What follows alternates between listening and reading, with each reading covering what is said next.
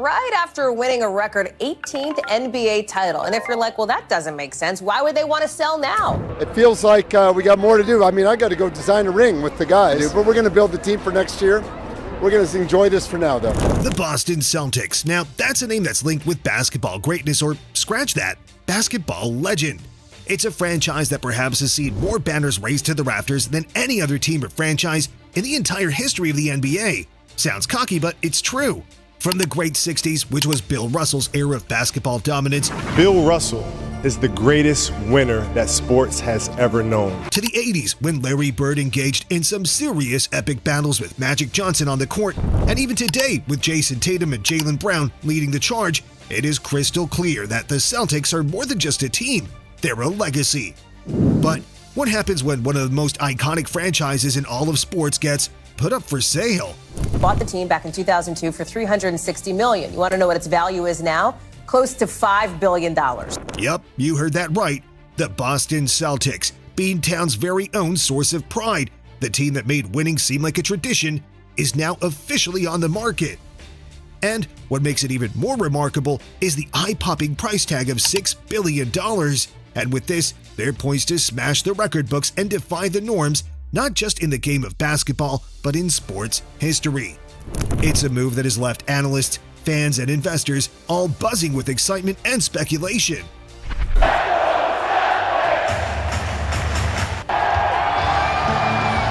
But how did we even get here? Who are the current owners who've steered the team through championships, Hall of Fame caliber talent, and countless playoff showdowns? And why are they deciding to sell now? Someone hands you an opportunity to buy the dream deal of your lifetime. And who will step up to take the reins of a team that's as much a symbol of Boston as clam chowder Fenway Park? There's a lot of questions. So, buckle up, Celtics fans and basketball lovers everywhere, because this isn't just a story about a sale. This is the next chapter in one of the most storied franchises in sports. And, as always with the Celtics, the stakes couldn't be higher. Let's get into it. Celtics the organization has to be there in the top five. It was an honor. From $360 million to $6 billion, a remarkable financial journey. So, let's start with a little trip down memory lane. Picture this, it's 2002 and a group of savvy investors led by Wycliffe, White Grousbeck, and Steve Pagliuca decide to take a gamble on a little team called the Boston Celtics. They were a consortium called the Boston Basketball Partners, and even though the Celtics were already legendary with its worth linked closely to its storied past and its ever-growing passionate fan base, these guys saw even more potential, and they forked over a cool $360 million to buy and become the proud owners of the franchise. Seems like chump change to buy a basketball team so great, huh? Well, don't worry, it was over 2 decades ago, although some didn't think it was a wise decision, especially since the Celtics hadn't secured a championship since 1986. Grousbeck aptly named his ownership group Banner 17 LLC, signaling his ambition to bring another title to Boston. That aspiration was realized in 2008 when the Celtics triumphed over the Lakers, claiming their 17th championship after a lengthy 22-year wait. And the Celtics are going to take a 3-1 lead in these finals. The Celtics turn in one of the great comebacks in NBA. So, now let's jump back to the present and focus on that, and oh boy, have things changed. The franchise's financial landscape has increased significantly to the extent that it's almost comical. You can almost say that the merry band of investors is sitting pretty on a gold mine.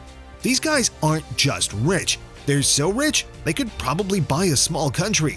I mean, we're talking about a consortium that includes heavy hitters from the worlds of private equity, venture capital, and even a sprinkle of Harvard Business School professors.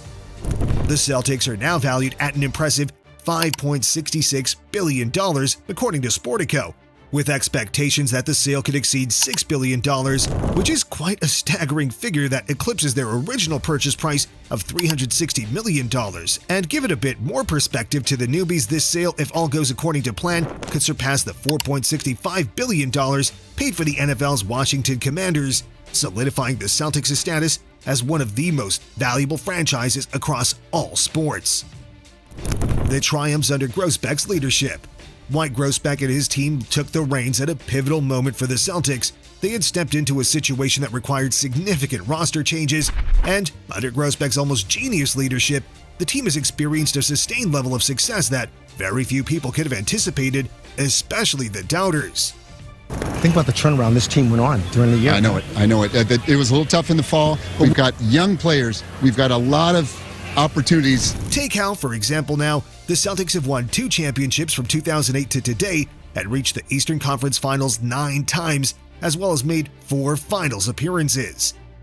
The Celtics, through their reforms, have managed to establish themselves as a premier franchise that skillfully merged traditional values with contemporary analytics and roster management.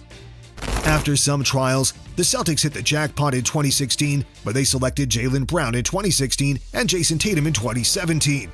The duo, better known as the Jays, soon became an electrifying pair that revitalized the team and propelled the Boston Celtics to another championship in 2024, triumphing over the Dallas Mavericks to bring the trophy home. Jaylen Brown and Jason Tatum picking up where they left. However, owning the Celtics hasn't been without its difficulties. The franchise has seen its fair share of them, and perhaps the most recent difficulty the franchise has had to deal with is luxury tax penalties that reportedly resulted in an $80 million loss last season for the franchise. And perhaps when they opted to extend their lease at TD Garden rather than invest in their arena, which was a bad decision if you ask me. Let's take more of a look at it. At this point, it's almost common knowledge that what the Boston Celtics are playing isn't just basketball, but more of high-stakes poker, and by high stakes, I mean they're throwing a near billion-dollar hand on the poker table. Now, you must be wondering what I mean, but think about it. With the starting 5 like Jaylen Brown, Jason Tatum, Derek White, Drew Holiday, and Kristaps Porzingis set to take home nearly $940 million over the next 5 years, it's crystal clear that the Celtics are going all in. Jason Tatum's record-breaking $314 million extension leads the pack when it comes to payments, but when you add the more than sizable contracts of the rest, you'll see that the Celtics' payroll is shaping up to be one of the most expensive in the history of the NBA.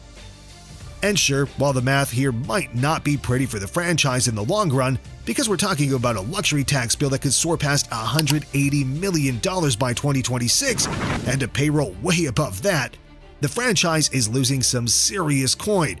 And while betting big like this might be the reason they won the championship last season, is it worth it? Because that's some serious coin they're putting down.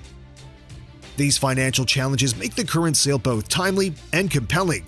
The current owners and their next move, so why the decision to sell now? For White Grousbeck and the Boston basketball partners, the choice was largely driven by estate and family planning considerations. Announced in July 2024, which was shortly after clinching their 18th championship, this move allows the ownership group to transfer the team under more than favorable financial conditions to make a significant profit.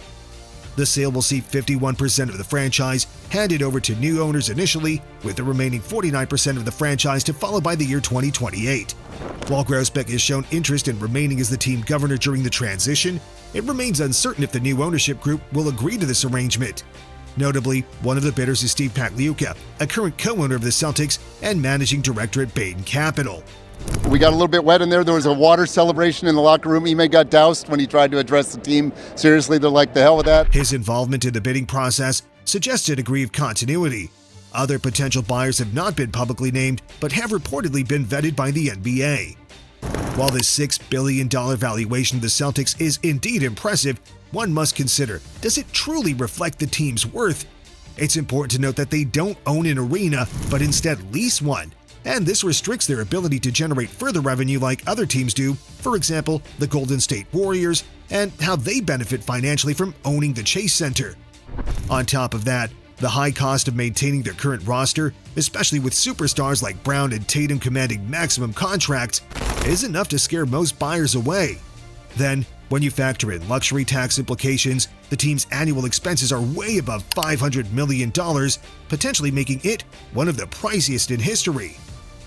Nevertheless, the rich history of the Celtics and their ever-growing fan base indubitably positions them as an invaluable asset. This is because owning such a franchise means owning a significant part of Boston's cultural heritage and traditions. In other headlines, big news from the Celtics tonight. The team is for sale. What comes next? So, there you have it, folks. From a $360 million purchase 2 decades ago to a potential $6 billion sale, the Boston Celtics franchise has multiplied in value faster than rabbits on St. Patrick's Day. It's a slam dunk of an investment that's got everyone green with envy. Celtics could be worth billions of dollars, so it might be a good time to sell. Remember, whether you're a diehard Celtics fan or just a casual observer, you're witnessing history in the making. This sale isn't just about changing ownership, it's about changing the landscape and value of the sports business. So, the next time you're watching a Celtics game, take a moment to appreciate not just the action on the court, but the incredible journey this franchise has been on. That's all for now, folks. If you enjoyed this video, don't forget to like, subscribe, and hit that notification bell. Until next time, keep it green and keep it mean on the court.